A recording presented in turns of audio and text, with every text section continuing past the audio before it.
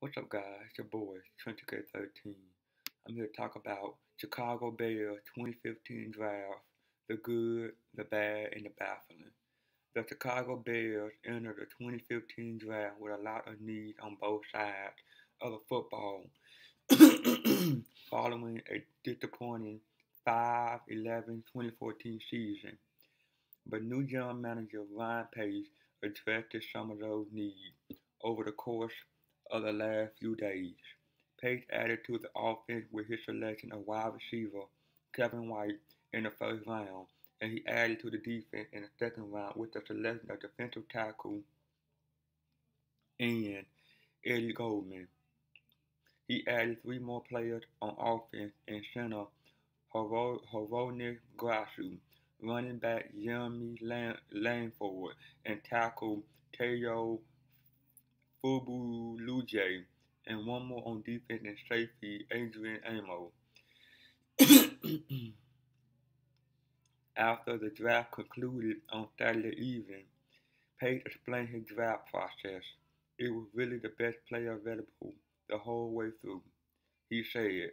According to the team official Twitter account, the Bears addressed some of their needs on both sides of the football in the draft. But while some of Pace's decisions were good, some were bad and some were baffling. Just ahead, we will take a look at some of Chicago's best and worst decisions in this year's draft. The good, drafting Kevin White. The Bears was likely holding out hope that USC defensive end Leonard Williams would fall past the New York Jets at number 6, but they were happy to select White with their first pick in the draft. And I quote, "Trust me, there was a lot of fist pumping and high five going around when we knew this is how it was going to unfold," Pace said about White being available at number 7. According to Dan Wydell of the Chicago Tribune, the Bears traded Brandon Marshall to the New York Jets earlier in the offseason and had a glaring need at the wide receiver position. They did add Eddie Royals in free agency, but he will likely play exclusively out of the slot. There was speculation before the draft that the Bears were trying to trade Jay Cutler, but after selecting White, Pace talked about how excited he was to give Cutler another option in the passing game. And I quote, "In my mind, we just got Jay another dynamic weapon. That's what I'm excited about," Pace said, according to Wydell. And I quote, "I hope right now he's fired up because we just gave him another powerful weapon." With this receiving corps, this only adds to Jay's ability to distribute the ball. White would give Chicago a receiver who can take the top off opposing defense with his speed, and he would be the perfect complement to Alshon Jeffrey on the outside. he is still a bit raw and will need to work on his route running, but he will be able to come in on day one and contribute in Chicago's new offense. The good, bulking up the defensive line by adding Eddie Goldman. The Bears are making the transition to a 3-4 defense in 2015, and Goldman gives the Bears flexibility along the defensive line. He has the ability to line up at the old technique nose tackle position or the 5 technique defensive end position, and he has drawn compared to current Bears defensive tackle Jeremiah Ratliff. And I quote, "Goldman may not be as quick off the ball as Jay Ratliff, but their positional versatility and power foundation are very similar," wrote Bleacher Report Matt Miller. Like Ratliff, Goldman may be moved around and become a bit of an anchor for the defensive line. After he was selected on Friday night, Goldman talked about how he had tried to em- emulate Ratliff's game. And I quote, I just like how physical he was, and his quickness, and his grit and stuff like that. Goldman said about Ratliff, according to Patrick Finley of the Chicago Sun-Times, I just look forward to learning a lot from him and playing alongside him. He struggled as a pass rusher, but he is a two-gap player who can set the tone against the run.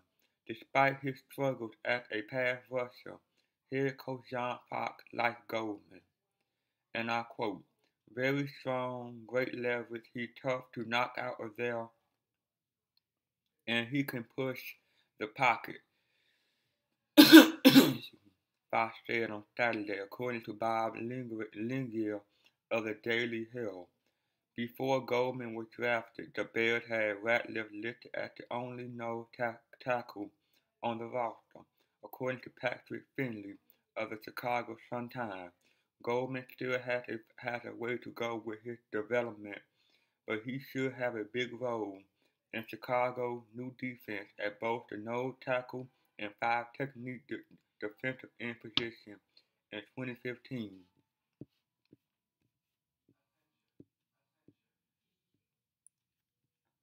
The bad drafting Hornets grassroots over a defensive player in the third round.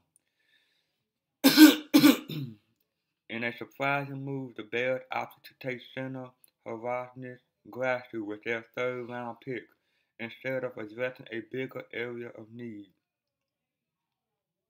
The Bears signed veteran Will Montgomery in free agency to take over for Roberto Garza at center in 2015. And while grassroots makes sense for the Bears in the future, they bypassed a handful of talented players at impact position in the third round. The Bears could have added a pass rusher in UCLA Owambakbi, I don't know how to pronounce his last name, or Virginia Eli Harrell, a cornerback in Florida State, P.J. Williams, or a quarterback in Colorado State, Garrett Grayson. But they decided Grassley was a better option. His inclusion as a bad pick has little to do with him as a player, as Grassley was listed as Miller's second best center in the draft. But he is listed as a back pick because of what the team left on the board.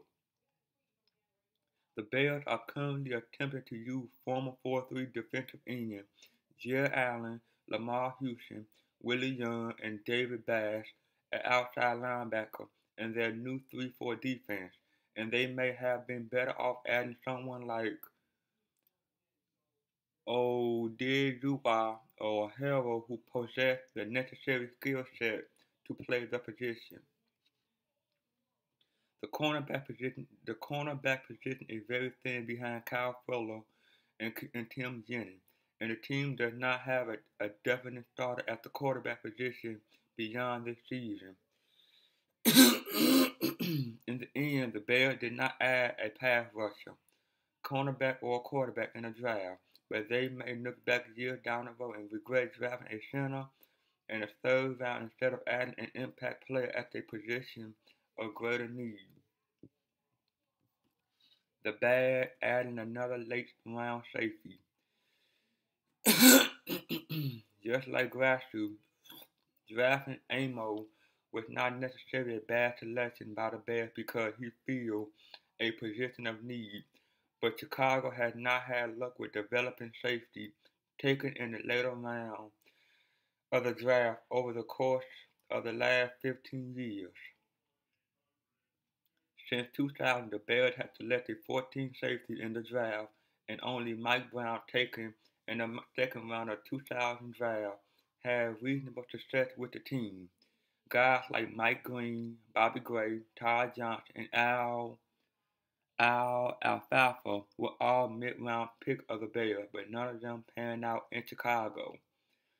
It is unfair to judge Amo's selection based off Chicago's previous drafting history, but it is rare to find impact players at the position later in the draft. He is quick and athletic, but he struggles with his tackling and is not a very instinctual defender. He began his career at Penn State as a cornerback and possessed good coverage skills, but there are concerns about his ability to come up and defend against the run. The Bears passed on higher rated safeties like Stanford Jaquiski, Terry Louisville James Staples, and Stanford Jordan Richard in earlier rounds, and they may end up regretting the Amos selection if he does not develop into anything more than a special team contributor. The baffling, not drafting a pass rusher. As we discussed in the grassroots slide, it came as a bit of surprise that the Bears opted to take center over pass rusher. Excuse me. Odigua or hell, it is baffling that Pace did not take a single pass rusher in this year's draft. Early in the offseason, Pace talked about scouting outside linebackers and what he was looking for. And I quote, pass rush is the first thing that comes to mind. Edge speed. The ability to hit the quarterback, Pace said. According to John Mullen of CSNChicago.com, and then also the ability to stretch the edge and get off a block. But pass rush is the number one priority. Bypassing Clemson, Vic Beasley in the first round to take White was understandable, but the Bears let guys like Nebraska Randy Gregory, Washington Holocaust Kikasa, Utah Nate Orchard, and Missouri Marcus Golden pass by in the second round, and they opted not to take a chance on someone like Tennessee Chattanooga, David Tour, or Virginia McValley in the later round. Any pass rusher they would have selected in this year's draft likely would have had a difficult time cracking the lineup because the team has so many options at the position. But taking someone like Tour or Valet in the fifth or sixth round would have given the team flexibility at the position in the future. The Bears likely believe their top free agent signing this offseason, Pernell McPhee, will hold down one of the pass rushing outside linebacker spot for years to come, but there are plenty of questions surrounding the other starting outside linebacker position. Guys like Allen, Young, and Houston may be able to be productive at the position for a season or two, but all three are getting older, and the Bears have limited youthful option behind him. And finally, the baffling, not adding a quarterback, not adding a cornerback. The Bears have little depth behind Fuller and Jennings at the cornerback position. But the team opted not to draft a cornerback over the weekend. Both Fuller and Jennings are locked into long-term contracts with the organization. But backup Allen Ball and Sherritt McManus are only signed through the 2015 season.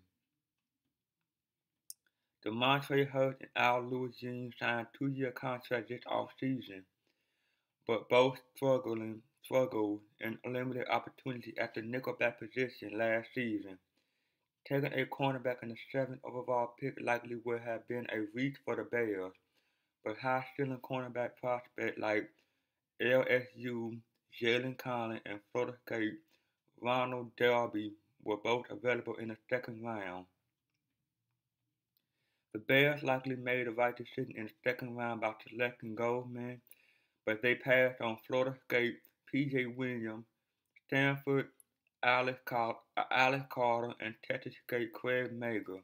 in the third round. Fuller had some ups and downs last season and should thrive in Fangio's 3-4 defense in 2015, but Jennings is 31 years old and his play declined last season. The cornerback position should not be an area of concern in 2015, but the Bears could end up regretting not selecting a cornerback in this year's draft if Fuller or Jennings get hurt this season. Leave your likes, comment, and subscribe. See you on the next one. Peace.